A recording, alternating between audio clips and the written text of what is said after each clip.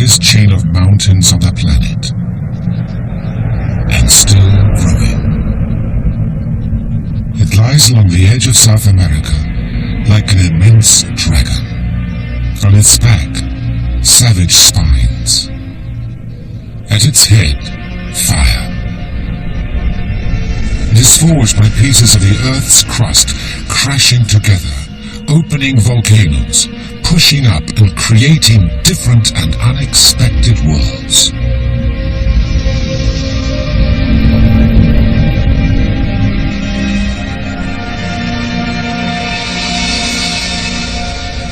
The mountains hide extraordinary life.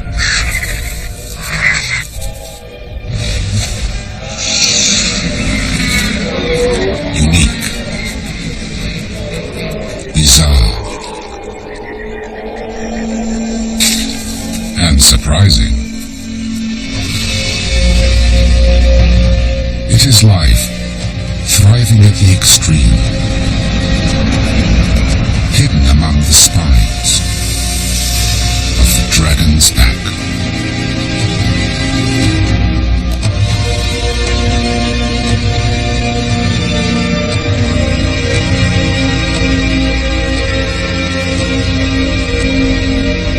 If the Andes is like a dragon, this is the tip of the dragon's tail, 5,000 miles from its head.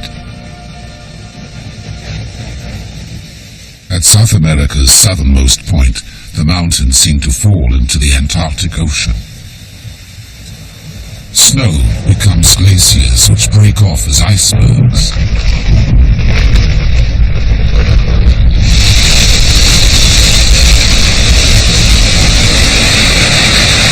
Cape Horn, the world's roughest stretch of sea.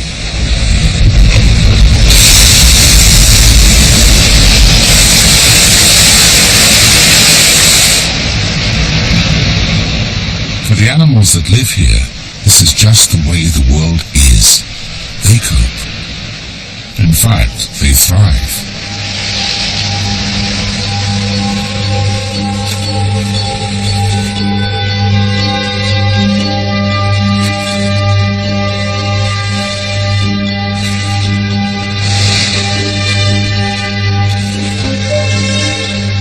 When penguins seek shelter and some peace, there are hundreds of islands here, with glassy fjords and deep channels.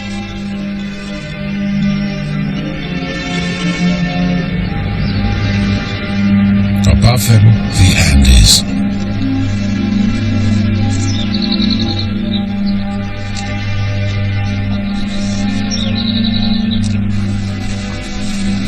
Starting from the tip of Chile and going up the coast, there are 1,000 miles of almost vertical forest.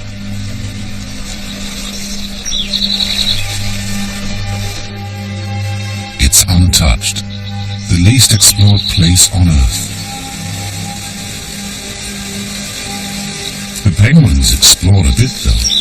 They land where the mountains meet the water and start climbing.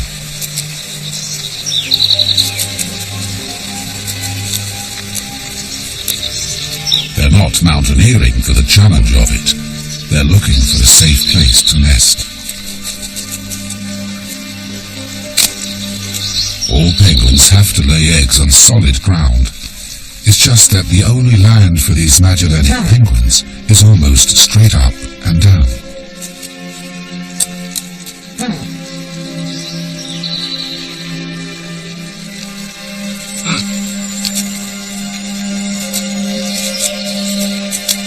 Most of the time, they're at sea fishing for sardines or anchovies. Once a year, they return home to the Andes.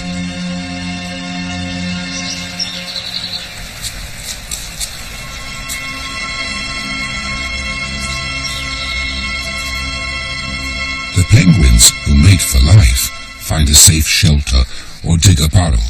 The female lays and the two of them take turns sitting and fishing.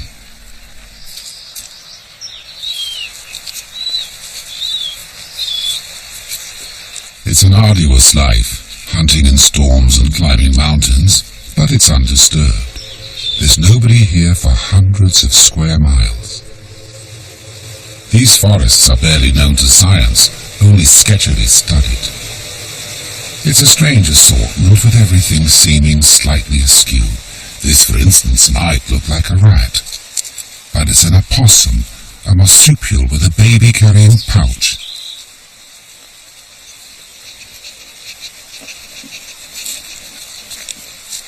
It's hardly changed since South America was a flat island, and the main land animals were dinosaurs. Opossums are far older than the Andes themselves. This might look like somebody's tabby cat. It's not. It's half the size. It's a codcod, the smallest wildcat. No one knows much about it, except that, like a bird, it builds its nest high in the trees. Let its kittens live up there as if they were birds. Nobody even knew it existed until scientists came here. It's the most secret animal found yet, in a land full of secrets.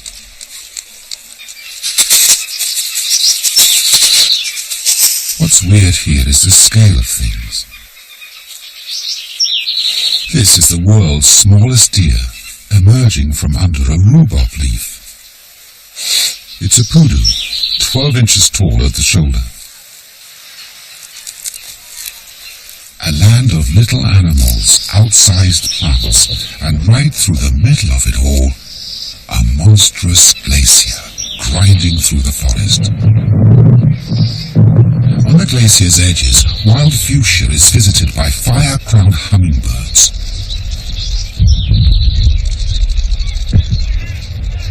Nowhere else in the world are hummingbirds and glaciers next to each other, or hummingbirds and penguins for that matter.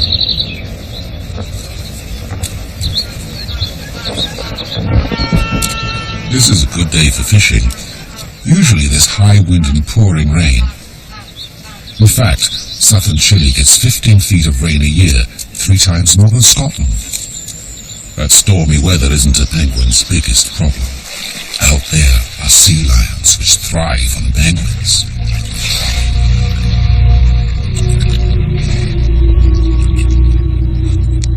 These southern seas are rich with fish, and fish eaters, and the eaters of fish eaters.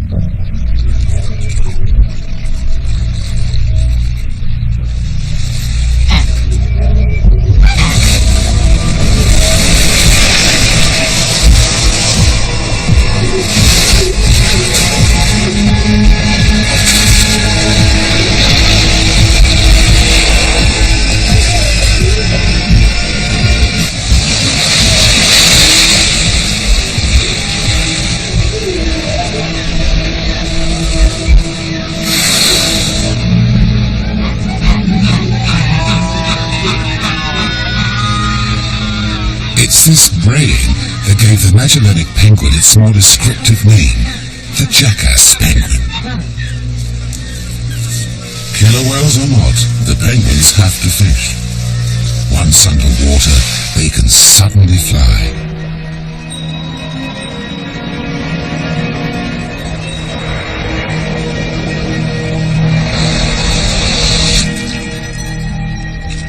It's very cold water. In fact, everything at this southern end of the Andes is cold. This used to puzzle early explorers. After all, the same latitude in the northern hemisphere would be Venice, or the south of France. But here, there's a glacier, the San Rafael.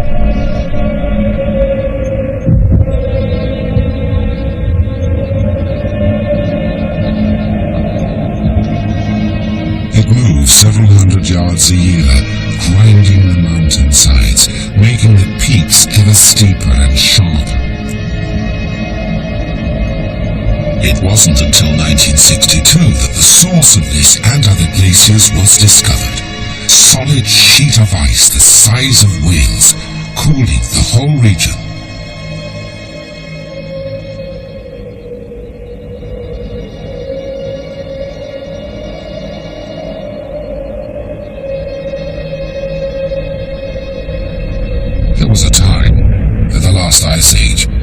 These peaks were under the ice cap. The glaciers carved them into spines.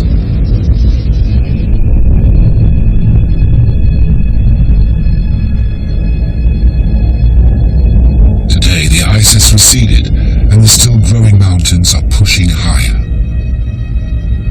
The peaks reach above the clouds. Every day the warm, wet wind of the Pacific hits the mountains, is forced up, becomes cold, and delivers rain or snow.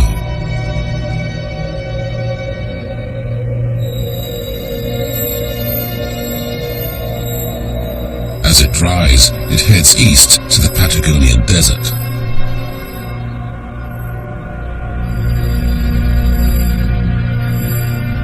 Sheltered by the peaks of Torres del Paine and watered by the melting snow, is a sanctuary for wildlife.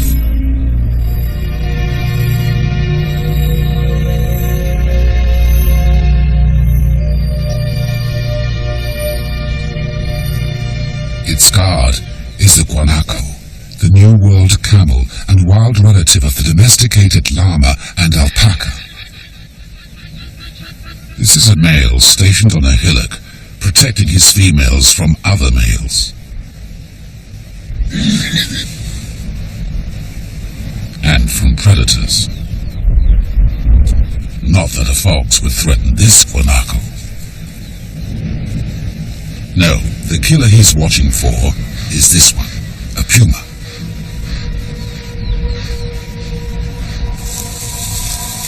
The animals that pumas stalk may differ throughout their huge range, Canada to Chile. But the hunting technique, whenever there's a herd of anything, is pretty much the same.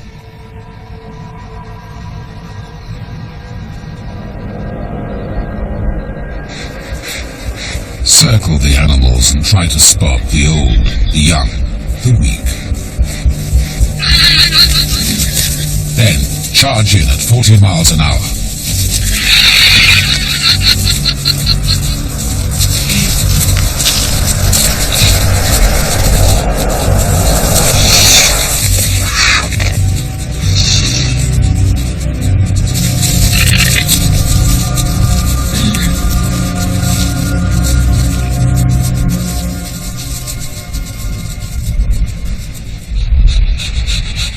When this puma catches her breath, she'll eat as much as she can. Even with the help of cubs, it's not possible to eat the whole thing in one go.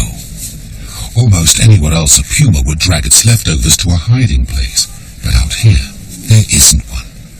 The best the mother can do is to cover the food with grass and twigs.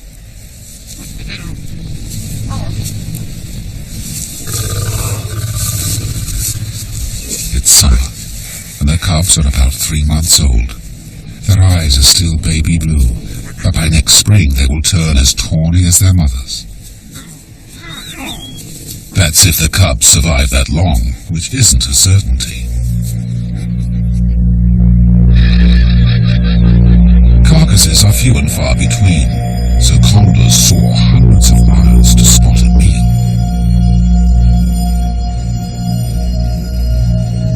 With its 9-foot wingspan, it's the biggest flying bird in the world, the size of a small car. As with vultures anywhere, it only takes one to find the food. Then the rest gather. For other animals, a congregation of condors could also mean a meal.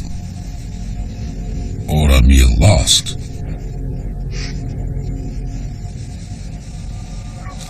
A fox is no match for a condor. It doesn't have to be. Only quick. And ready to take advantage of the squabbles that break out among the condors themselves.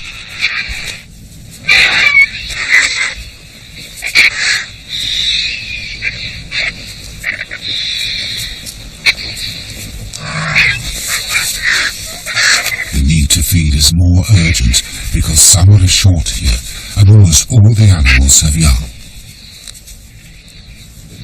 This fox, by the way, is a zorro. In Spanish, zorro means fox, but this is different, found only in South America. Zorros resemble coyotes as much as they do other foxes. Zorros and pumas are the two main carnivores here, but Zorros live shorter lives, with many cubs dying from cold or being snatched by eagles. Pumas take Zorro cubs too. Zorros move house a lot. It's a way of outfoxing pumas that might have spotted the den. It's also a way of avoiding housework, which Zorros simply won't do.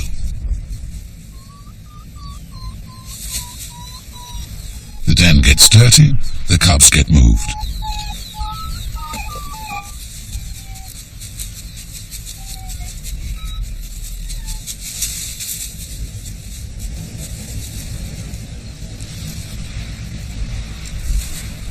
The trouble is, every time you move, you get new neighbors.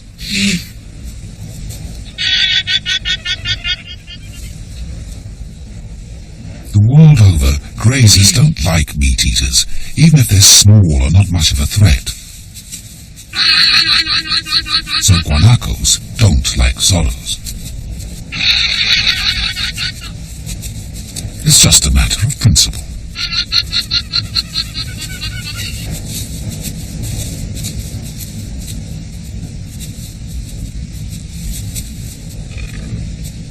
In victory, a guanaco smile.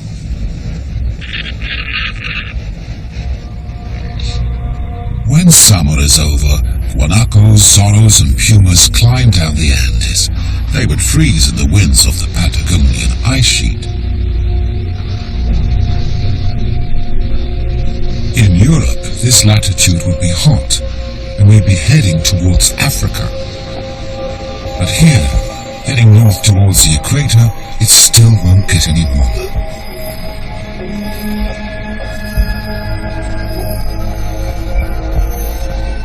Some peaks are almost 5 vertical miles above sea level, the highest points outside the Himalayas. The Himalayas are old and hardly moving. The Andes are half their age and growing from inside. The sliding mass of South America is colliding with solid rock under the Pacific. In the last century, the Andes have risen hundreds of feet in places. A peak in the Andes may yet top Everest.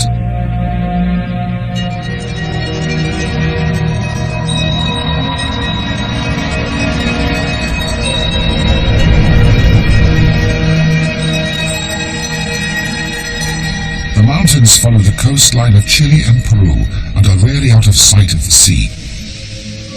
There's as much mountain below the coastline as above it.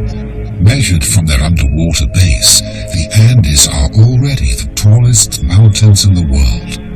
From sea floor to mountain top, 10 miles, straight up. Cold currents from the Antarctic sweep along the bottom, bringing rich compost. Offshore winds draw the nutrients up. The end result is fish food, and billions of fish. Just along this coast, there are more fish than there are humans on the whole planet.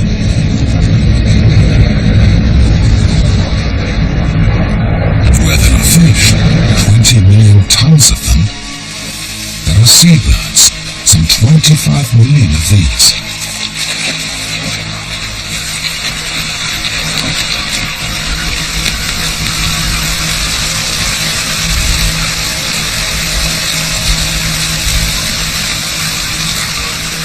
It's the biggest concentration of vertebrate life in existence.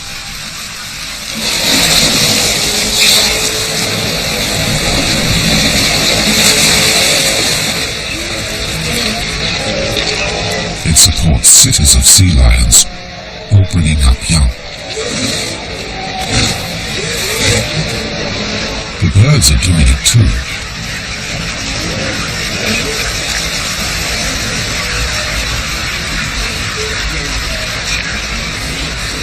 As soon as the youngsters can swim or fly, the whole mass of life leaves until next year. Then the condors penguins come down from the peaks, knowing there'll always be a few that have been left behind.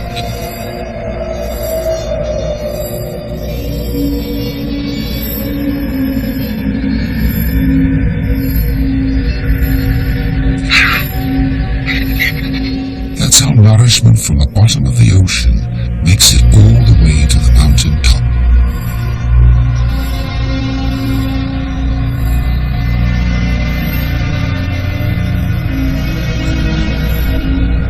In between, where the peaks are set back a bit, there's a stretch of land that's been entirely puffed up. Out of nowhere and nowhere. The Atacama Desert.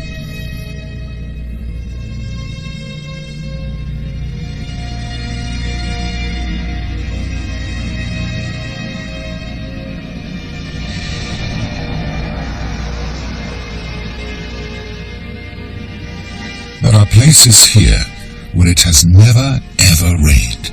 It is officially the driest place on Earth.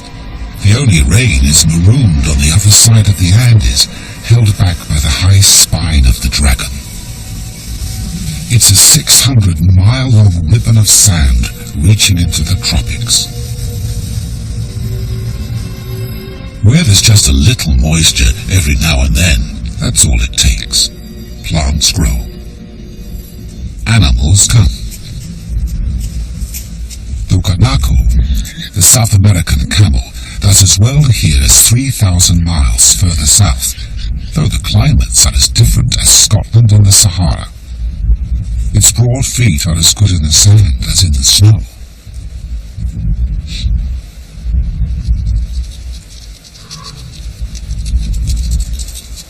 The zorro is here too. It feeds on beetles and rodents mainly, and uses its sensitive ears to detect faint scratchings under the sand. But what it hears right now isn't faint at all.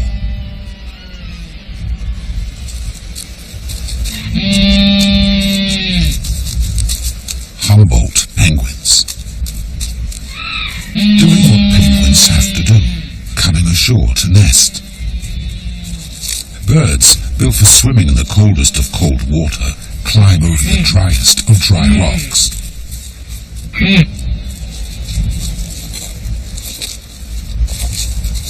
When they get where they're going, they have energy left for a song and dance routine.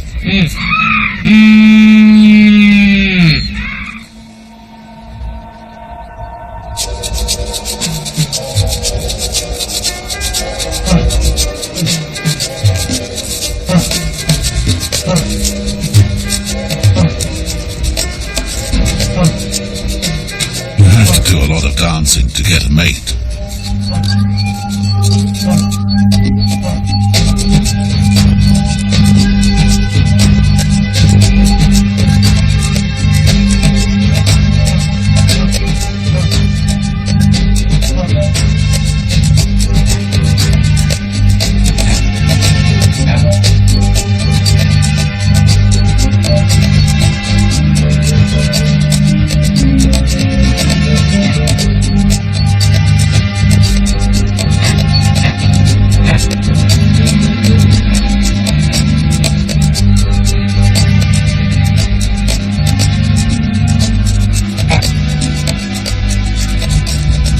If you don't do it well enough.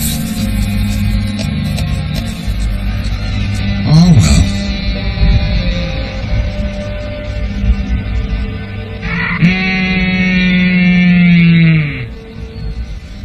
The reason the penguins climb so far is to keep their chicks safe from a crush on the beach.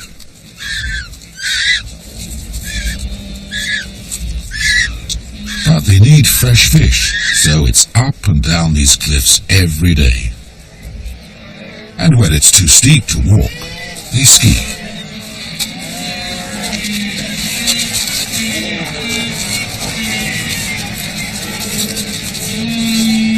After an afternoon of dust and demanding chicks, they can't seem to get back to the sea fast enough.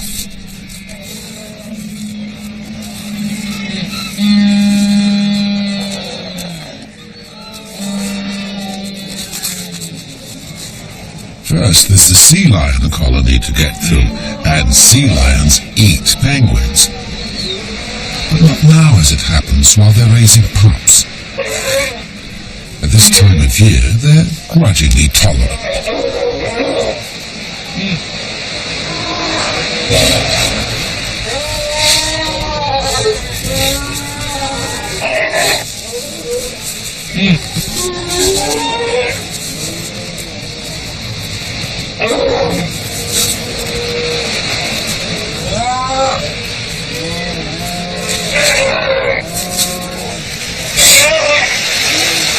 Before they start fishing, the penguins wash off the dust and play in the shallows.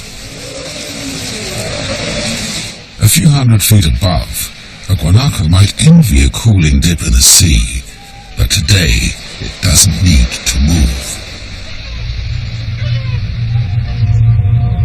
A shift in the breeze and the cold sea fog sweeps up the cliff and inland. It's the only moisture for this part of the Atacama, and the reason there are plants here at all. Droplets form and lichen on a cactus, and that's enough to make the cactus blossom, and to give the guanaco something special to eat.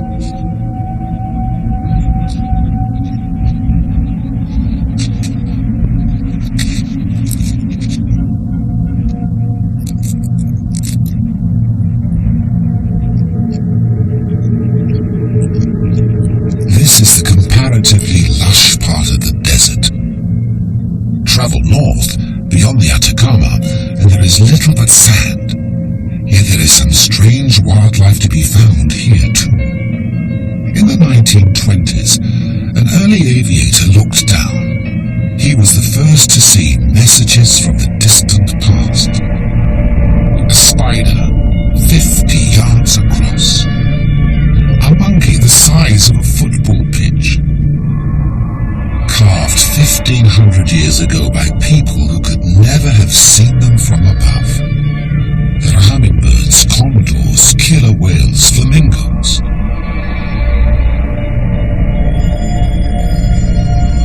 They were spirit guides for shaman, guides into the mountains, the home of the gods.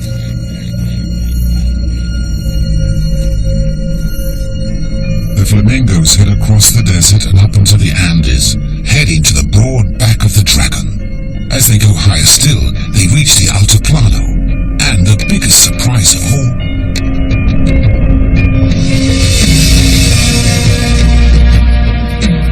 this isn't snow. It's salt, a flat sea of salt.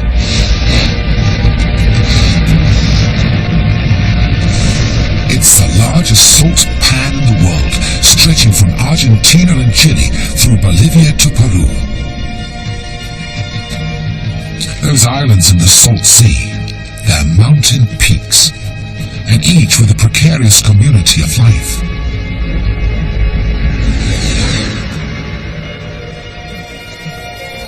The flamingos keep climbing until they see what might be a freshwater oasis. But no, the lakes scattered across the Altiplano are poisonous, steaming, caustic. The water comes from within the belly of the dragon, inside volcanoes, saturated with poisonous salts.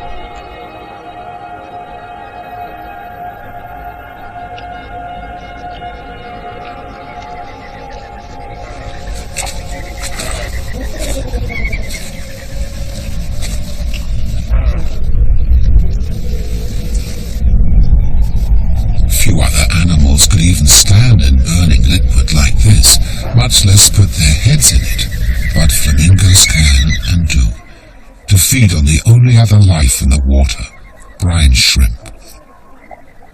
Shrimp that turn pink when they die, passing their color to the flamingos. The flamingos breed on the lake, but not all the young survive. The corpses of some of last year's brood lie mummified in salt.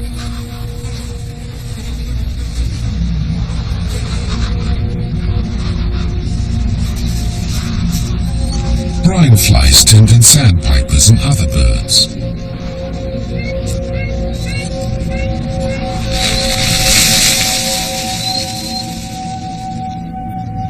Around the lakes are the mountain peaks, the salt sea islands.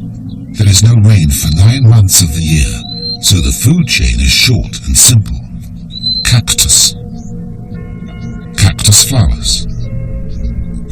Finches eat the flowers. Hummingbirds drink their nectar. And that's about it in these tiny isolated communities of saltpan diehards.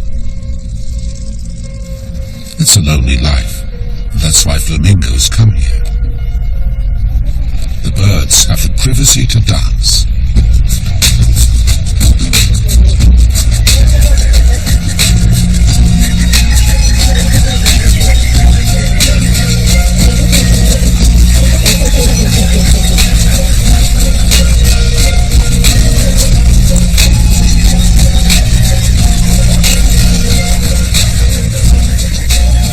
They choose their mates as they dance.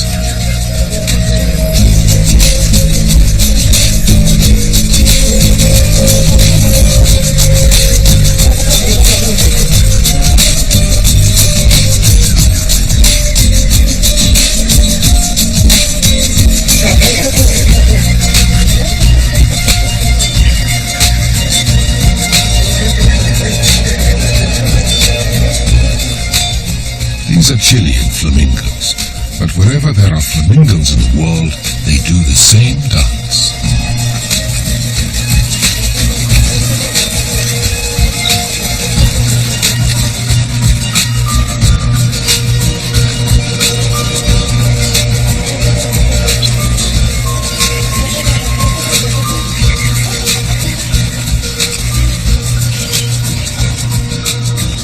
The altiplanos in the tropics, and so, despite its altitude, it's warm during the day. But when the sun sets, winter arrives. The air's too thin and dry to hold the daytime heat, and temperatures drop from a high of 30 degrees to 15 below.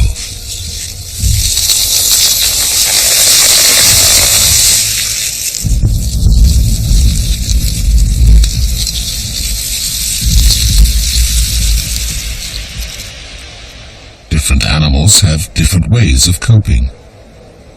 Each night, this hummingbird almost dies. Only its heart, liver and brain hold on to life, a tiny core of warmth. It turns its heartbeat down, and without even a shiver, surrenders to the cold.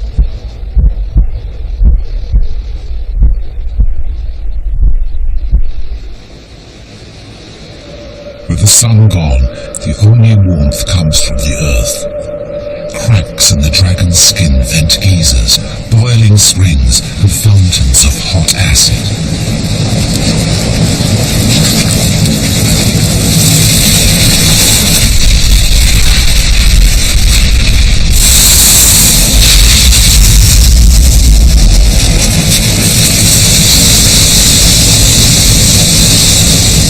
Some of the flamingos have made their way to these natural saunas.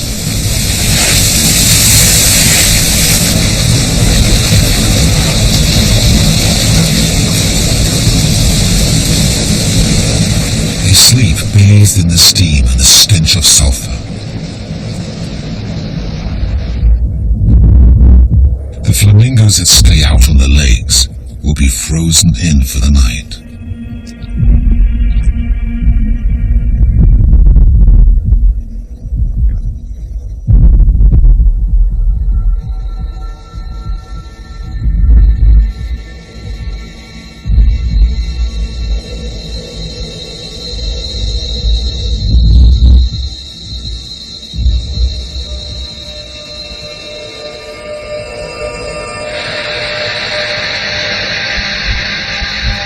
With the sun, the warmth of spring returns. For the hummingbird, a resurrection.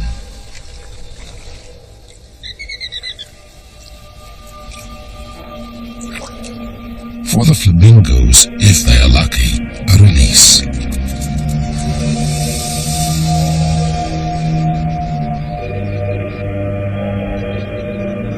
Beyond the salt sea is some rare meltwater from nearby peaks. Freshwater streams of grass beside them. These streams too go through their nightly winter, thaw in the morning and flow again. But the animals that depend on them are a little slower to move. These are Vizcacha.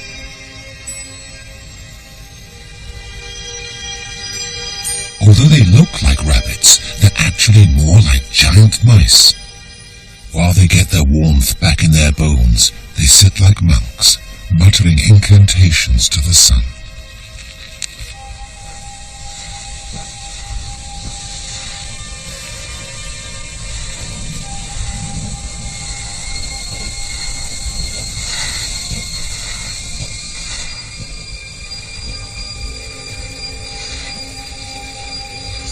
That they've got through the night at all is a tribute to the quality of their fur, among the warmest in the world.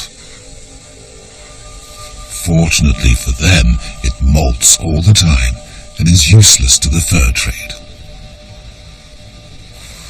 The same can't be said of this animal's fleece.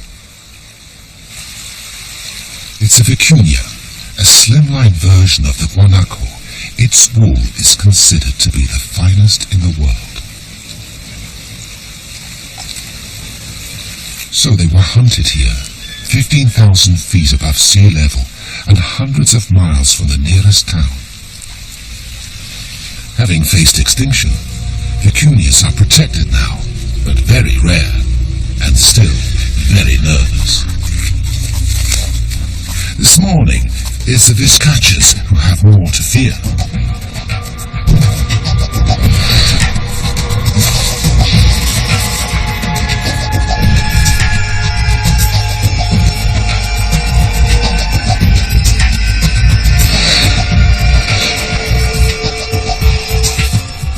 There are eagles up here.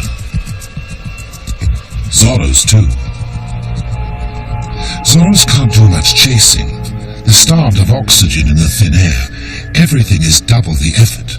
Even walking is hard work.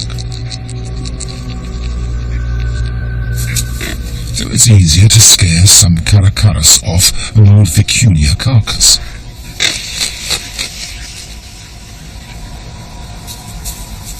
There's no knowing what killed the vicuña. A puma, maybe. More probably something to do with the extremes. The nighttime freeze, the lack of oxygen, or no rain. Life is on the very edge here. Any higher, and it's only the mountains that are alive. Volcanoes mark the equator with fire and snow.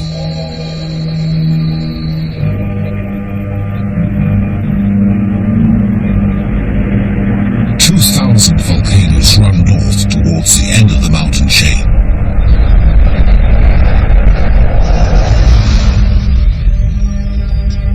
They are like ramparts on a high wall. They force apart two worlds, isolating the dry Altiplano.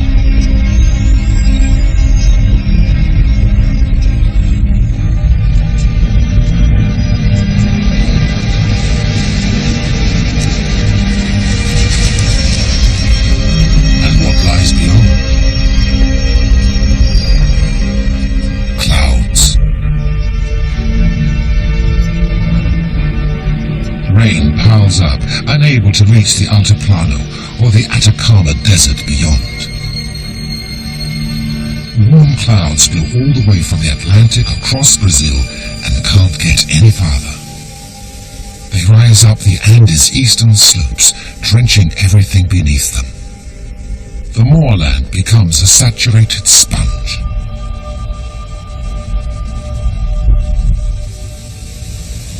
This is in the heart of the tropics, yet 18,000 feet up, it's colder than Dartmoor in winter. And much wetter. The result is the birth of a million streams, all of which are on the way to the greatest river on earth. At the source of the Amazon are torrent ducks. Ducklings play in and out of the treacherous rapids looking for food and dancing with danger.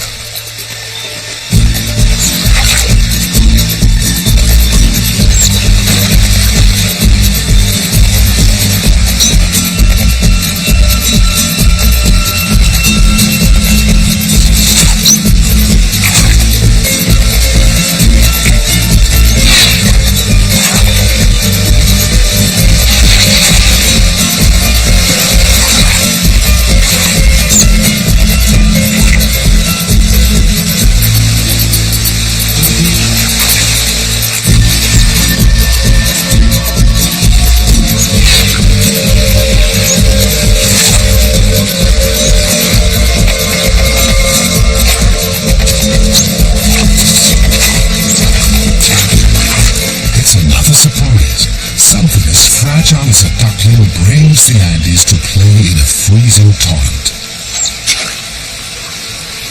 Along the mountain streams is another world. These tall flower spikes are from bromeliad plants called puyas. Each blooms only once. If it's lucky, a hummingbird will come to pollinate it, inadvertently taking a busload of mites to the next flower it visits. One flower spike in 30 years for a hummingbird that might not come. It's a desperate gamble for a plant.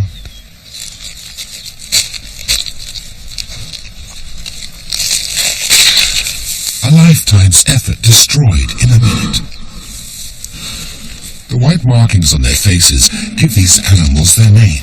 Spectacled bears. The cubs here are a few months old and learning from their mother how to survive in the mountains. Downstream, the river's going down and meet the trees coming up. This is the edge of the cloud forest. At up to 40 stone, the spectacled bear is South America's largest predator, yet they're found in the treetops.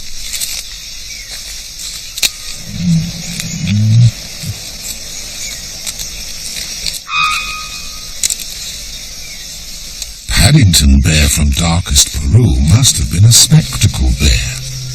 They are the only bears here. They search for more bromeliads growing on branches in the canopy.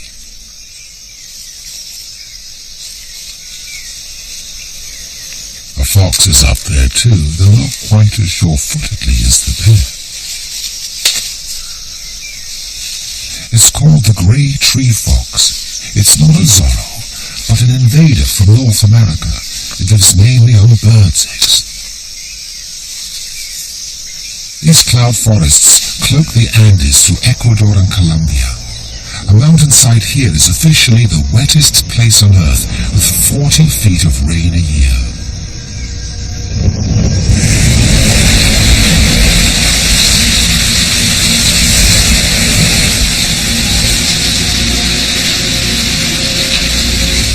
Farther down the slopes of Peru becomes the Amazon jungle.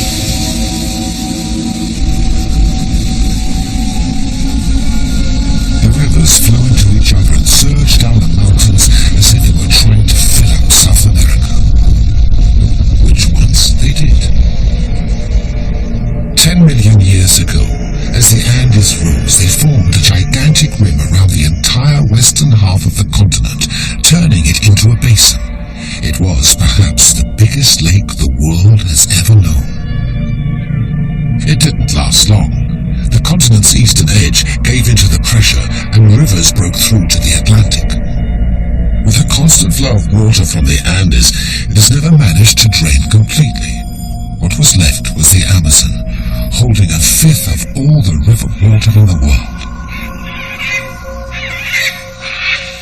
South America had been an island for 100 million years, full of opossums, giant armadillos, and sloths as large as cows. The Andes kept rising and formed a land bridge with North America. 3 million years ago, bears, foxes, and jaguars came down and found a new home in South America.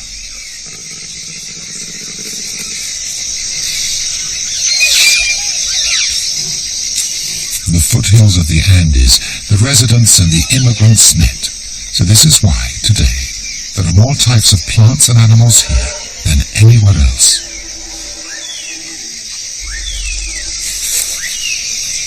The world's ultimate immigrant set foot in South America only 20,000 years ago.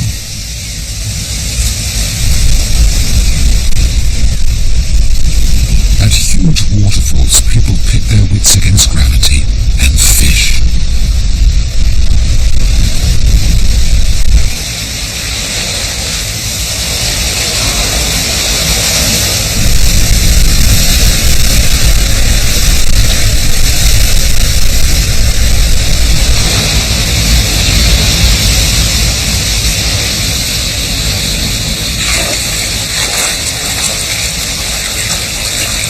This catfish was heading back towards the Andes. They breed upstream. It's part of the world's biggest migration of freshwater fish.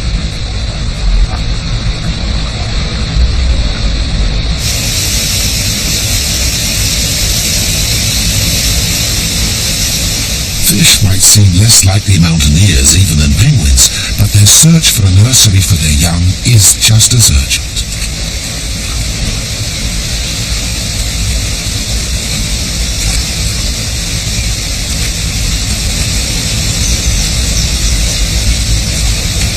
The Andes have been a human sanctuary too. Prehistoric tribes traveled down the neck of the dragon and up into the mountains. Deep in the Andes, great civilizations came and went. This is Inca territory in Peru. These 500-year-old temples at Machu Picchu were only reclaimed from the jungle in 1911. They had found a local plant and cultivated it, the potato. The Incas built massive terracing to make fields, and so turned mountains into giant stairways. Peppers, lima beans and tomatoes are from the Andes too. They domesticated the guanaco, creating llamas and alpacas for wool, meat, and transport. The wheel never reached the Andes, so the Inca roads are as steep as a fully laden llama can climb. From the capital at Cusco, roads stitched together an empire 4,000 miles long.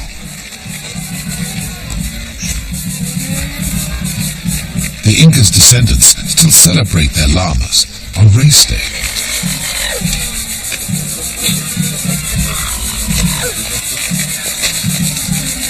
In the end, 15 million Incas were crushed by just 200 Spanish adventurers. But the past isn't forgotten. Every year, the Inca's descendants hold a ceremony.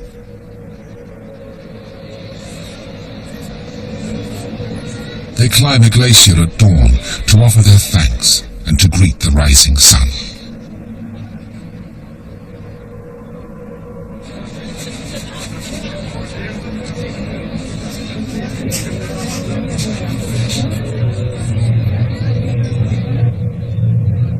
And what they're honoring is their home, the Andes.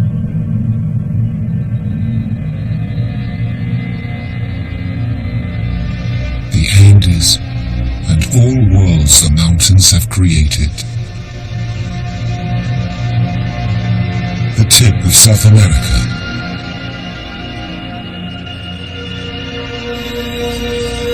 The dry desert beside a cold sea. The great salt pan and its burning lakes. The piles of clouds behind rising peaks.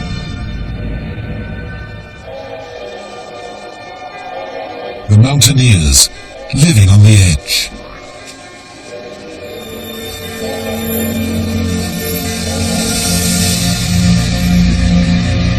And the Andes themselves like a dragon's back. A dragon that day by day is growing a little History Maker.